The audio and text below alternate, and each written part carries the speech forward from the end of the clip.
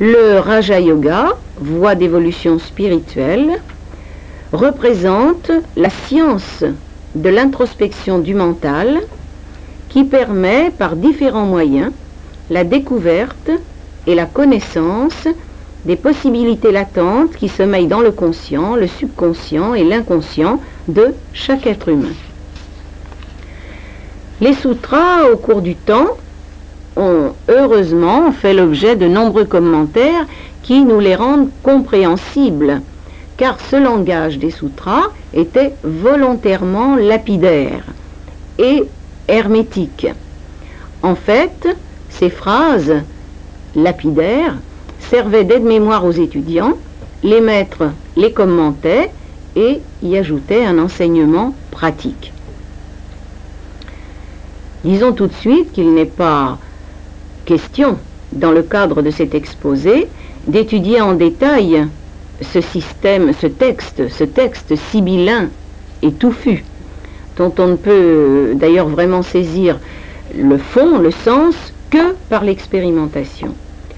Nous survolerons donc dans les grandes lignes et vous aurez tout le loisir, si vous êtes intéressé, de trouver là des ouvrages très qualifiés traitant de ce sujet.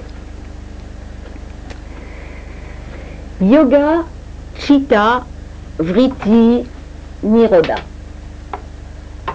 C'est,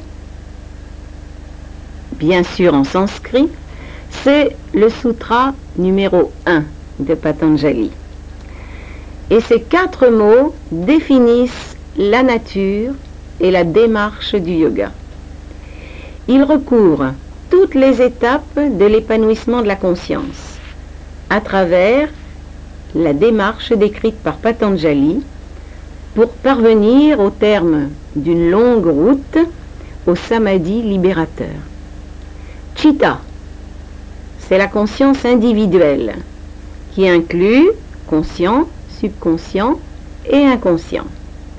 Vritti, ce sont les mouvements, les modifications de l'esprit qui entraînent l'agitation mentale, les tourbillons de la pensée. Nirodha, c'est le contrôle, l'inhibition, la suppression. Quant à yoga, de la racine yug, qui signifie joindre, relier, unir, c'est l'union de la conscience universelle à la conscience individuelle. C'est plutôt, je devrais dire, l'union de la conscience individuelle à la conscience universelle.